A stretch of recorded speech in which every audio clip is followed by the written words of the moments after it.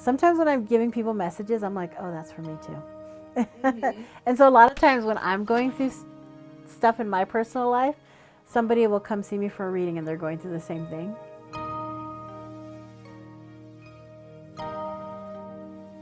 When I have a reading, I share a little bit about myself and who I am and how I work, and then I'll ask them if they have any questions or how I can help them, or, you know, if there's anything they want to know. Usually it's, you know, career, love life, feeling stuck, not knowing why they feel the way they feel. I always have a notepad. Sometimes I just write down what I'm hearing, and I do have oracle cards, and those just kind of help me like feel into the situation, what's going on. I will probably let you know what I'm tapping into, and I'll ask you if there's anything you want to know. How can I help you today?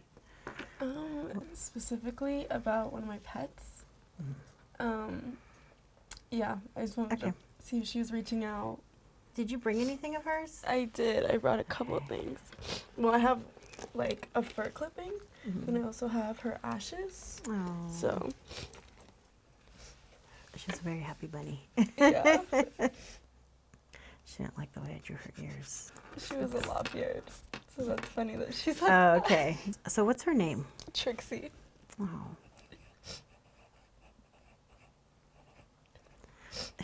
She looks like a Trixie too. Yeah. Growing up, I didn't really know I was psychic. I thought I was really lucky. I thought I was a really good guesser. She was really smart too. She liked puzzles. Wait, that's crazy you say that. She liked puzzles. Her little mat, where she used to live, it was like puzzle pieces. Oh, okay. Yeah. Yeah, she likes puzzles. I know, I thought that was Yeah. weird, but I was like, Oh my gosh. That's crazy. oh. Now, are you thinking of getting like a tattoo for her or something?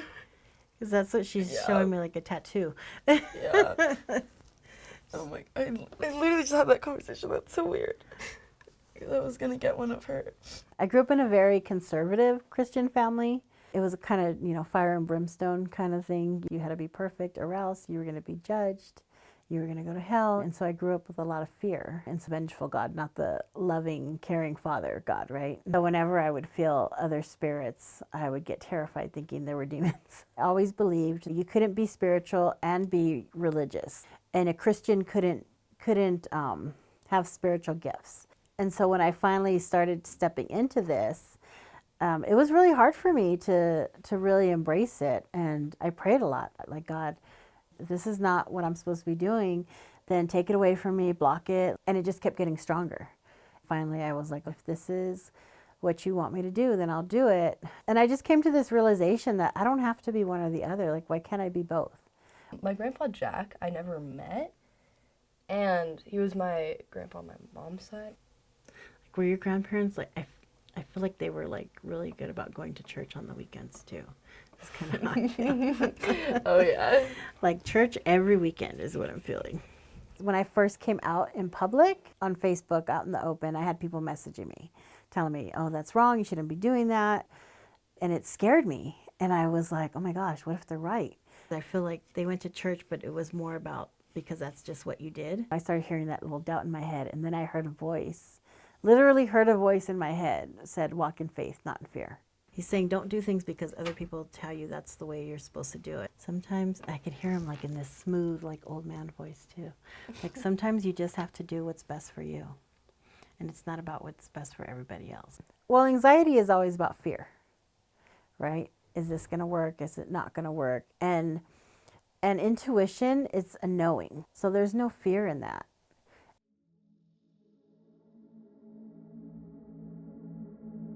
It's hard for me to say my late husband, even though he's passed, because I still feel him around a lot. Like we just clicked. We were just so connected, and we were together over 20 years. About 2019, he started telling me he wasn't feeling good. He wasn't in my dreams anymore, and I was like, why am I not dreaming about him? That's so weird. So what was the reason that you took a gap year? To help my family move from Texas to New Mexico. But I feel like that there was a lot of stress that comes with that. I feel like you really miss him too. Like you kind of you miss being home too. Like you love being here, and you love what you're doing, but I do feel like you're homesick too. So your dad comes up. So what's going on with you and your dad? Yeah, I think I just worry about him a lot. He just has bad health is all, you know, and I just want to see him, like, you know, do his dream and everything. And I just worry a lot that he won't be able to. Because I'm like, I have plenty of time. Like, I have complete confidence that I'll be able to make my dreams and my ambitions happen. So I'm okay putting them on hold for a bit to help, like, you know, his happen. And But he doesn't want you to do that. Yeah. Because his dreams are, like, in you. Yeah. Like, what makes him happy is seeing you doing what makes you happy. Your life is for you to live.